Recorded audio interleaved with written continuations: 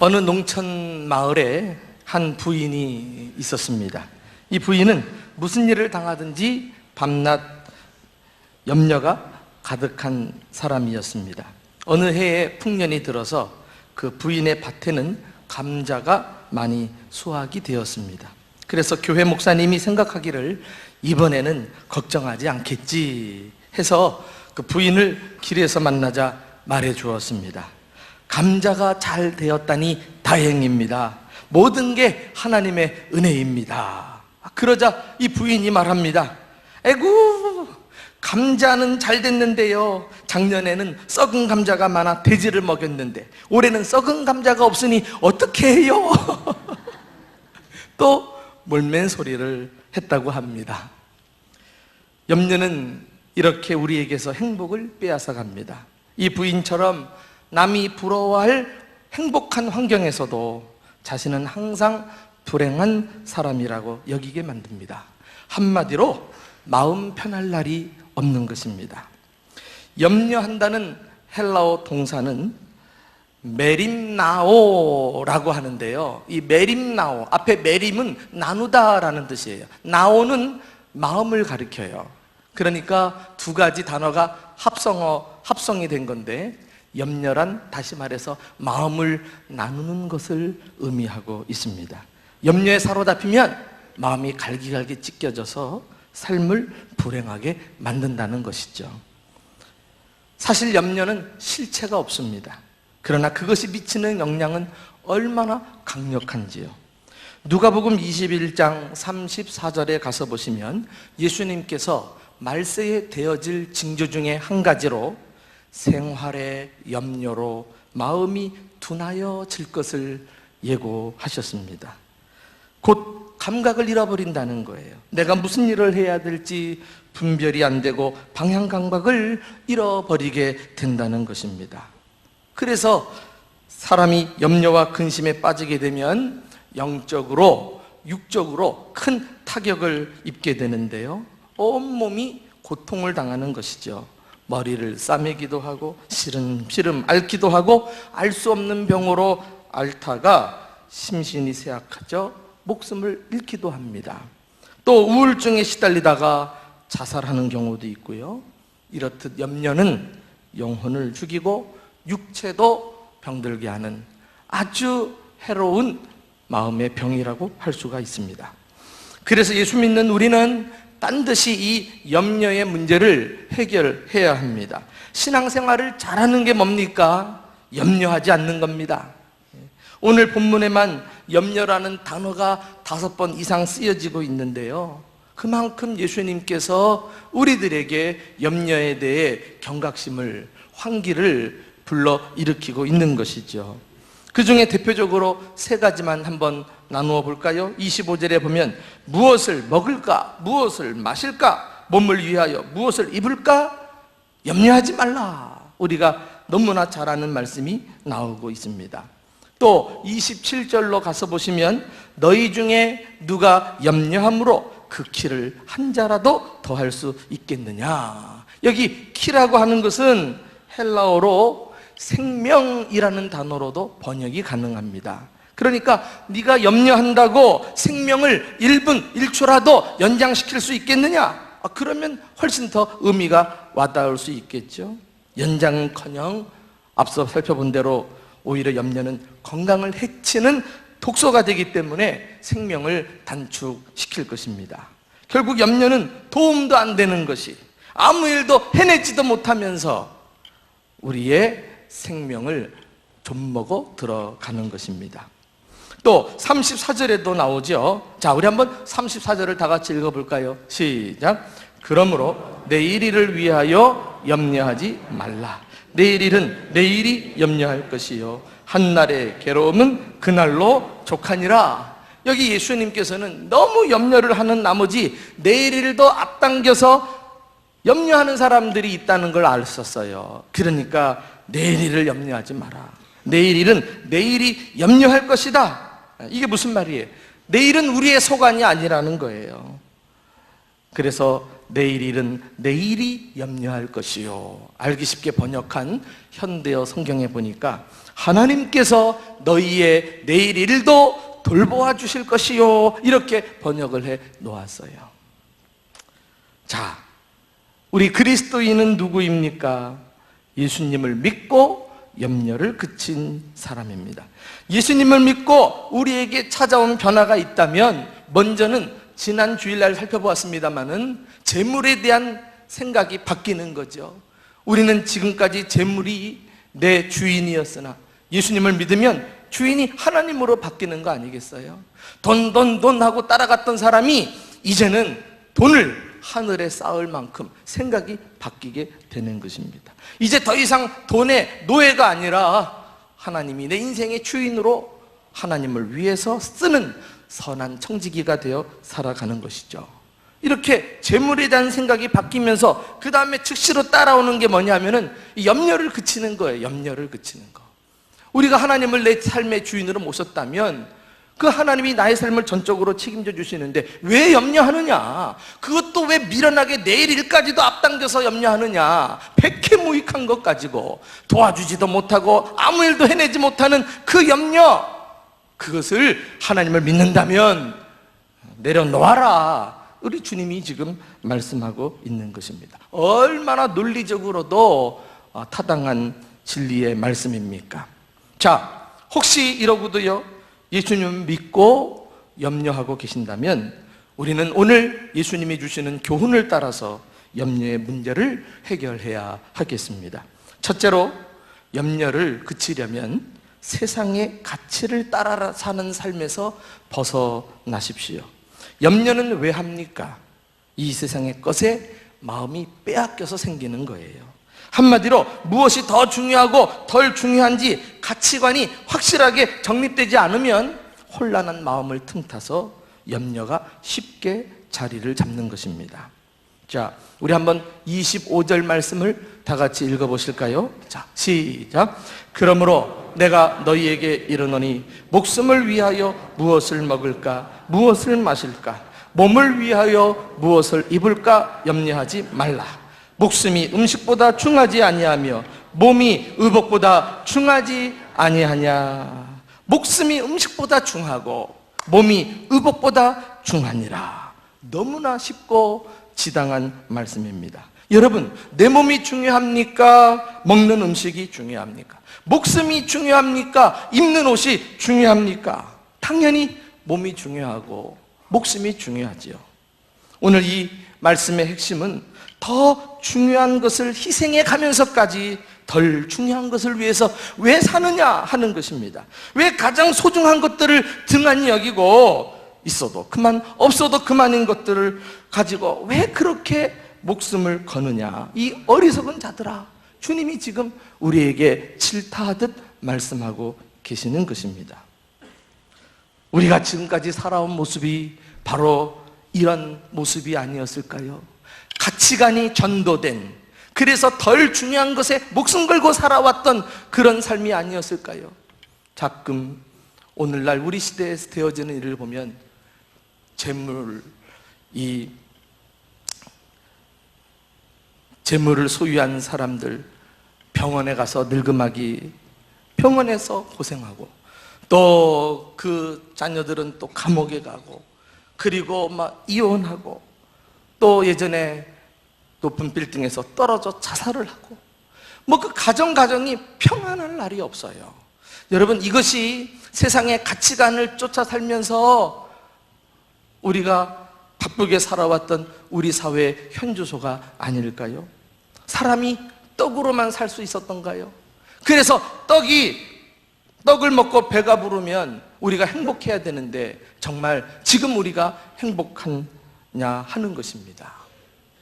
오히려 사람들은 예전에 없던 염려, 근심으로 골치를 앓아요. 그래서 두통약이 그 어느 때보다도 많이 팔리고 있지 않습니까? 오늘 이 말씀은 우리가 육이냐 영혼이냐 할 때 어느 한 가지만 딱 선택하고 살아라, 이런 말씀이 아니죠. 둘 다 중요한 것이에요. 그러나 무엇이 더 중요한 가치가 있는지 깨닫고 그것에 우선순위를 두고 살라는 것입니다. 거기에 시간과 노력과 물질을 쏟아 부어야 하지 않을까요?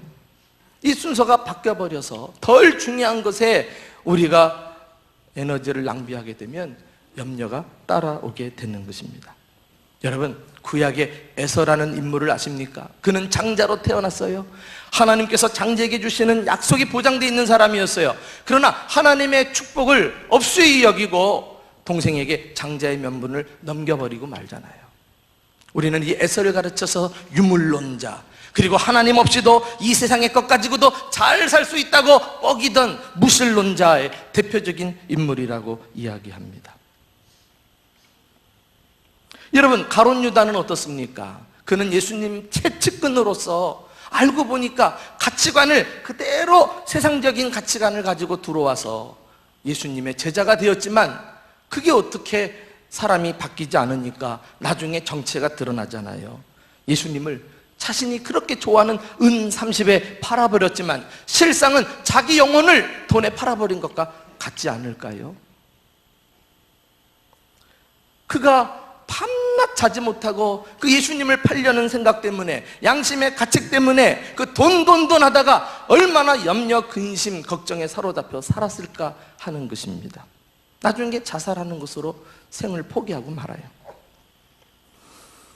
복음서에 보면 예수님에게로 한 사람이 다가와서 영생 문제로 상의를 해요. 어떻게 해야 영생을 얻을 수 있겠습니까?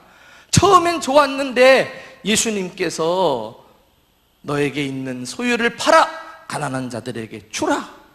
이게 뭐예요? 너 재물에 묶여 있구나.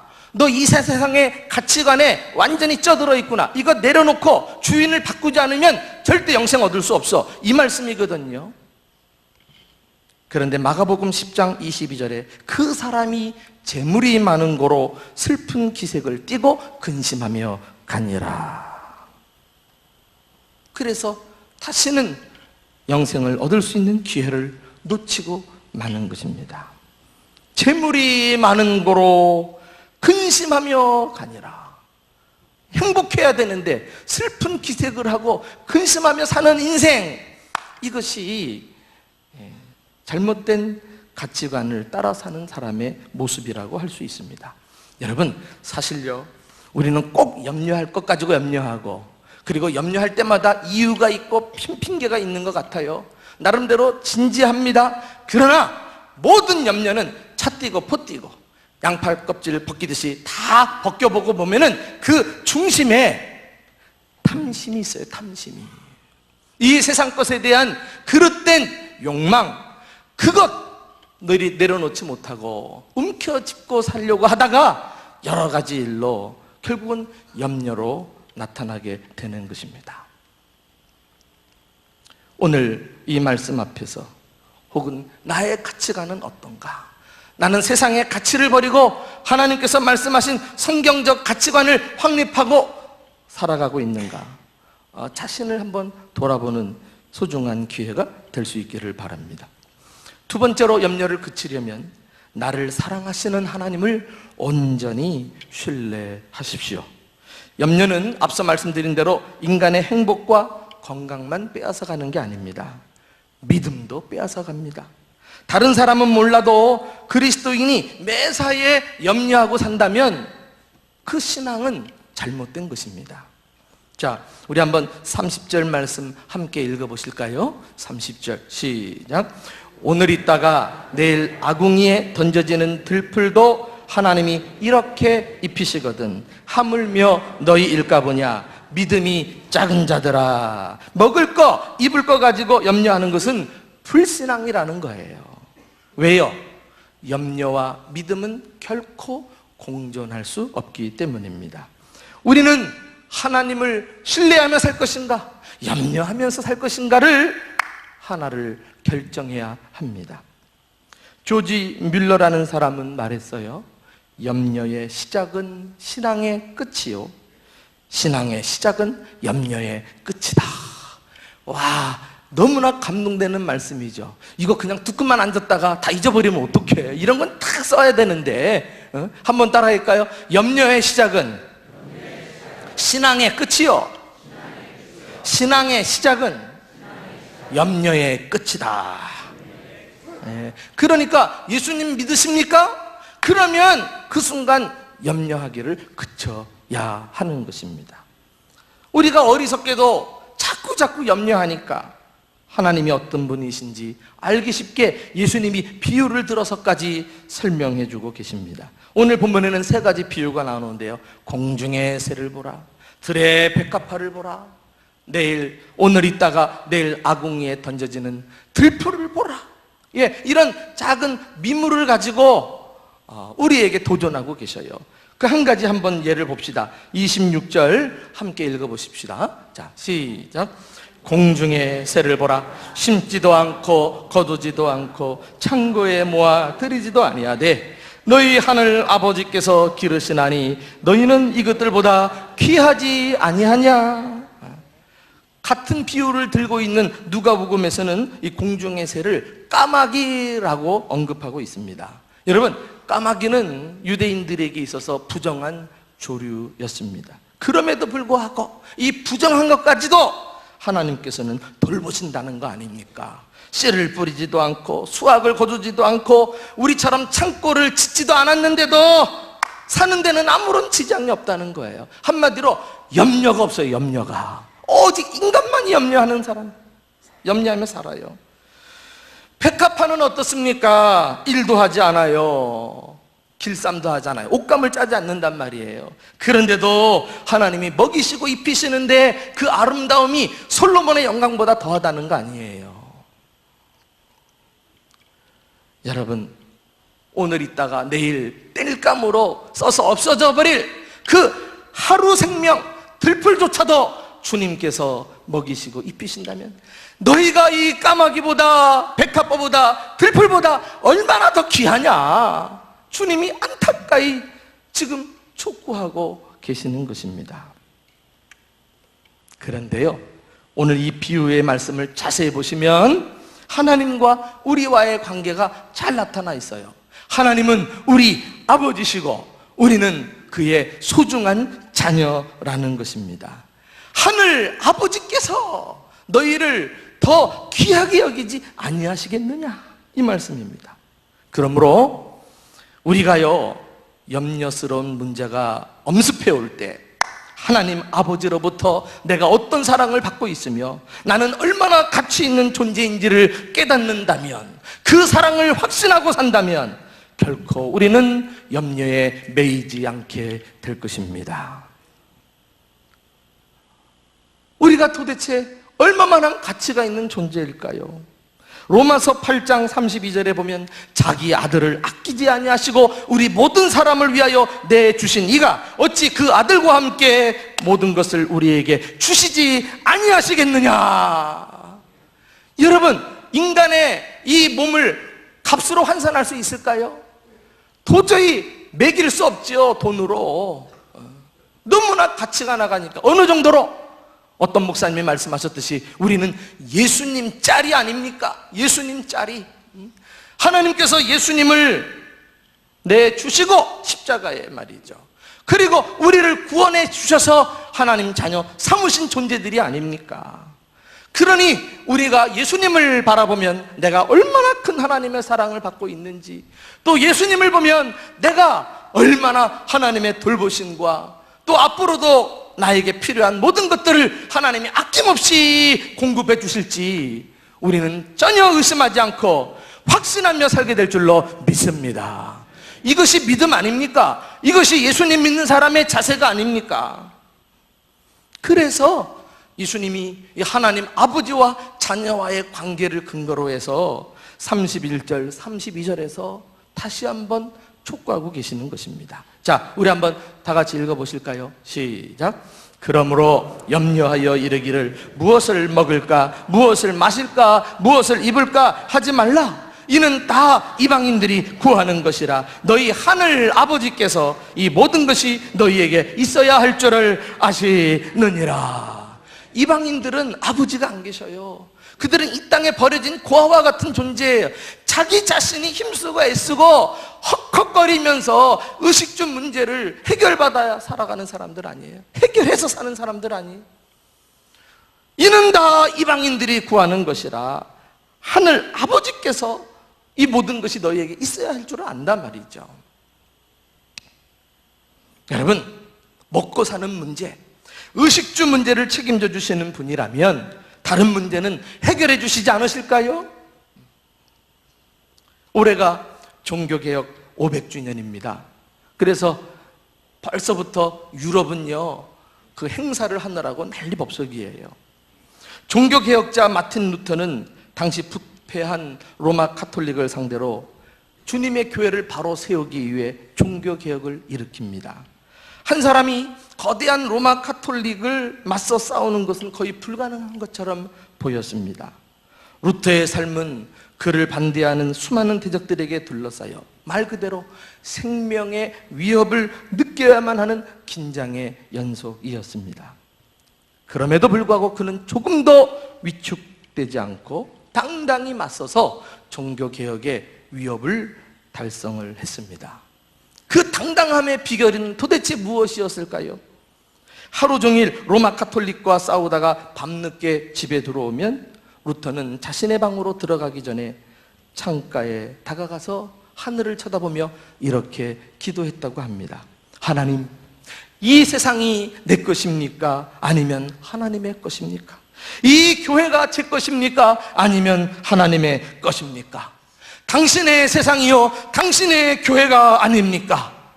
그렇다면 그것을 친히 돌보십시오. 이제 나는 잠을 자러 가겠습니다. 그리고 깊은 잠에 빠졌다는 것 아니에요? 저는 이 루터를 보면서 다음 성경 구절이 떠올랐어요. 야, 우리도 이렇게 살아야 되겠구나. 베드로전서 5장 7절에 너희 염려를 다 주께 맡기라. 이는 그가 너희를 돌보심이라.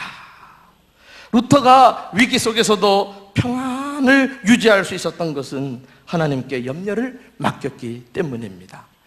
너희 염려를 주께 맡기라. 이 맡기라는 헬라어 단어는 던져버리라는 말이에요.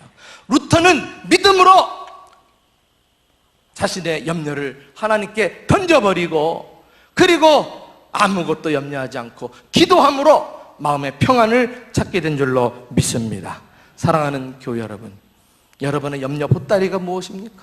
왜 예수님 믿고도 그 염려에서 노임을 받지 못합니까? 왜 그 짐을 가지고 힘들게 살아오고 계십니까? 어차피 주님 짐인데, 주님이 우리 아버지로 우리의 자녀들을 책임져 주실 건데, 주님을 전적으로 신뢰하고 그 주님의 사랑을 확신하는 가운데 무거운 염려의 짐을 던져버리고 주님께 기도하고 승리하는 저와 여러분 될 수 있기를 예수님의 이름으로 축원합니다. 마지막으로 염려를 그치려면 인생의 참된 목표를 이루는 삶을 추구해야 합니다. 세상 사람들에게 먹고 마시는 문제가 대단히 중요한 것일지 몰라도 이제 우리는 깨달았어요. 그리스도인들에게는 사실 굉장히 작은 문제입니다. 왜요? 하나님 아버지의 문제니까. 하나님 아버지가 돌보시고 책임져 주실 것이니까.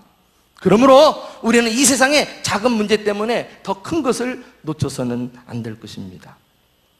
예수님은 갑자기 주제를 바꾸어서 인생의 참된 목표에 대해서 말씀해 주십니다. 자, 우리 33절 다 같이 읽어보실까요? 시작. 너희는 먼저 그의 나라와 그의 의를 구하라. 그리하면 이 모든 것을 너희에게 더하시리라. 더하시리라. 더하시리라. 주님의 말씀을 믿음으로 받으시기 바랍니다. 나는 이 말씀이 염려에 대한 근본적인 해결책이라고 믿습니다. 세상 염려 근심은 하나님께 던져버리고 말이죠. 이제 우리가 해야 할 일은 하나님의 나라와 그의 의를 위해서 살아가는 것입니다. 나는 이것을 대체의 원리라고 부르고 싶어요. 하나님은 지금 우리에게서 의식주 문제를 빼내버리고 그 자리에 하나님의 나라로 채워놓기를 원하고 계시는 것입니다. 이상하게도 의식주는 우리가 고민하면 고민할수록 점점 더 염려가 커집니다. 그런데 우리가 하나님의 나라에 대해서 관심을 기울이면 기울일수록 우리 안에서 하나님의 나라가 점점 커져가면서 염려는 작아지게 되는 줄로 믿습니다. 여기 하나님의 나라와 의를 구하라는 말씀, 무슨 뜻일까요? 모든 일을 함에 있어서 하나님을 앞세우고 하나님을 먼저 생각하고 하나님과의 관계를 최우선시하라는 말씀이 아닙니까? 예컨대 배우자를 선택할 때도 말이죠, 우리는 세상 사람들처럼 세상의 가치를 기준으로 삼아서는 안 될 것입니다. 부모 재산은 얼마나 될까? 차는 뭘까? 살림집은 얼마짜린가? 뭐 이런 거 따지고 떡하덕 결혼했다가 그게 불행의 원인이 되는 수가 허다하지 않습니까? 직업을 선택할 때도 마찬가지예요. 연봉도 중요하고 월급도 중요한 것이지만 그것이 결코 선택의 기준이 되어서는 안 됩니다. 하나님이 내게 주신 꿈과 비전을 향해 달려갈 때 하나님께서 이 땅의 필요를 채워주실 줄로 믿습니다. 세상 것에 매이지 않고 말이죠, 육신의 것에 묶이지도 않고 먼저 하나님의 나라와 그 의를 구하는 그리스도인들이 될 때 우리는 비로소 염려에서 벗어나게 되는 것입니다. 어떤 분은 이야기해요. 하나님의 나라를 구하며 살아도 그것 때문에 결국 또 고민하며 염려하게 되는 거 아닙니까? 그러나 여러분, 염려에도 두 종류가 있다는 사실을 아십니까? 염려라고 다 똑같은 게 아니에요. 자, 우리 고린도후서 7장 10절 말씀을 다 같이 한번 읽어보겠습니다. 자, 시작. 하나님의 뜻대로 하는 근심은 후회할 것이 없는 구원에 이르게 하는 회개를 이루는 것이요 세상 근심은 사망을 이루는 것이니라. 이제부터 우리는 세상 염려, 근심 내려놓고 좀 고차원적인 염려를 좀 하며 살았으면 좋겠어요. 어떻게 하면 하나님을 기쁘시게 할까 말이죠. 어떻게 하면 하나님 말씀에 순종할까? 어떻게 하면 하나님의 나라를 확장해 볼까? 어떻게 하면 하나님의 백성들을 사랑하며 살까 말이죠. 어떻게 하면 하나님의 뜻을 이루어드리고 어떻게 하면 하나님 잘 섬기는 가정을 좀 세워볼까? 이런 고민이죠. 어떻게 하면 하나님의 교회를 위해서 내가 잘 되도록 헌신할 수 있을까? 이런 고민. 이게 하나님의 나라와 의를 먼저 구하는 것 아니겠어요? 오늘 새벽에 한 남자 집사님 가정에서 감사금을 드렸어요. 탈장 수술을 마치고 병원에서 나오자마자 새벽부터 참석하고 감사 예물까지 드렸네요. 근데 이분이 지난 주간에 수술하셨을 때 병원 가서 신방을 했는데 놀라운 간증을 들었어요. 그 전주에 허리 가까이 허벅지로 이렇게 창자 같은 그런 꿈틀거리는 그 것들이 느껴지더라는 거죠. 이렇게 만져지더래요. 그래서 느낌이 안 좋아서 진단을 받아봤더니 탈장이라고. 이것은 수술해야 되겠다고. 그런데 이제 곧 금요일이 오고 토요일이 오는데 이분이 자신 몸 때문에 근심 걱정할 것도 많은데 토요일 날 오전 10시에 꼬박꼬박 오셔서 교회를 청소하셨거든요. 그 연세가 많음에도 불구하고 유리창을 닦고 바닥을 닦고 먼지를 쓸고 내가 내 몸 이거 걱정한다고 내가 해야 될 일, 주님의 몸 교회 청소하는데 내가 빠지면 되겠나? 그래가지고 창자가 늘어져 있는 이 몸 끌고 와가지고 토요일 날 청소까지 다 하고 주일날 예배 드리고 그리고 병원 들어가 수술을 마쳤어요. 야, 우리 교회 이렇게 많은 말보다 말없이 숨어서 봉사하는 무명의 성도들이 있기 때문에 이 교회가 이렇게 59년 역사를 지금까지 열심히 달려온 게 아닌가, 이런 생각을 하면서요, 참 귀한 감사헌금이다. 정말 매사에 먼저 하나님의 나라와 하나님의 교회가 잘 되기를 구하는 삶을 살고 계시는구나, 이 사실을 깨달을 수 있었어요. 초대교회 성도들은 예수를 믿으면 자기 이름 앞에 디테디오스라는 별명을 붙이고 살았다 그럽니다. 디테디오스. 이 디테디오스라고 하는 말은 염려에서 해방된 사람, 이런 뜻이거든요.